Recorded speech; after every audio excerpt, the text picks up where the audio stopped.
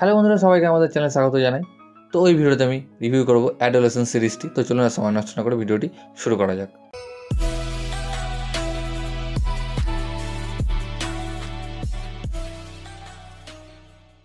তো এই যে অ্যাডোলেসেন্স, যারা একটু পড়াশোনা করেছেন বা স্কুলে পড়ানোর জন্য যে ধরনের কোর্সগুলো হয় সেগুলো করেছেন, এবং সেখানে একটা চ্যাপ্টার রয়েছে চাইল্ড সাইকোলজি বলে, কিংবা সেটা না পড়ে থাকলেও অ্যাডোলেসেন্স এই কথাটার মানে হয়তো অনেকেই জানেন, অর্থাৎ কৈশোরকাল যেটা আমরা বলি, এবং এর বয়স লিমিট যেটা রয়েছে, এজ লিমিট, সেটাকে ধরা হয় এই 10 থেকে 18 বছর, এই বয়সের মাঝখানেই এই কৈশোরকালটাকে ধরা হয়।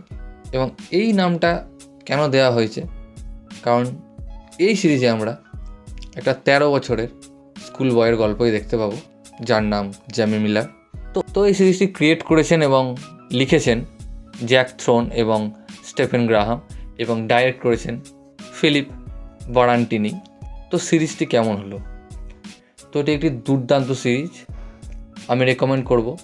সিরিজটি সবাইকে দেখা উচিত, এবং বিশেষ করে বাবা মাকে তো অবশ্যই দেখা উচিত, কারণ একটা 13-14 বছরের বাচ্চা কি করতে পারে সেটা কেউ ধারণাই করতে পারবে না, পুরো ধারণার বাইরে।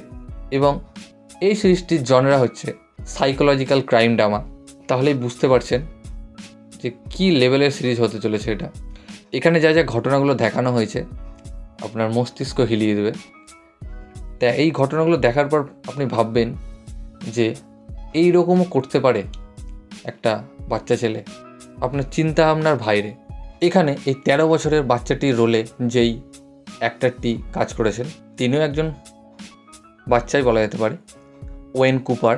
দুর্দান্ত অ্যাক্টিং, তার অ্যাক্টিং থেকে আপনি চোখ সরাতে পারবেন না, দারুণ অ্যাক্টিং করেছেন। এত কম বয়সেও এই ধরনের যে অ্যাক্টিং করা, হ্যাটস অফ। এবং এই সিরিজের যে ক্রিয়েটার এবং যে রাইটার স্টেফেন গ্রাহাম, তিনি এই ছেলেটির বাবার রোলে রয়েছেন এই সিরিজটিতে। তো এখানে দেখানো হচ্ছে যে এই 13 বছরের ছেলেটি, তারই একটি স্কুলের বন্ধু, মেয়ে বন্ধু, যাকে খুন করে দেয় এবং পুলিশ তাকে জেলে নিয়ে যায়। এবং তারপরে কী ঘটনা ঘটে সেটা দেখতে হলে আপনাকে সিরিজটি দেখতে হবে।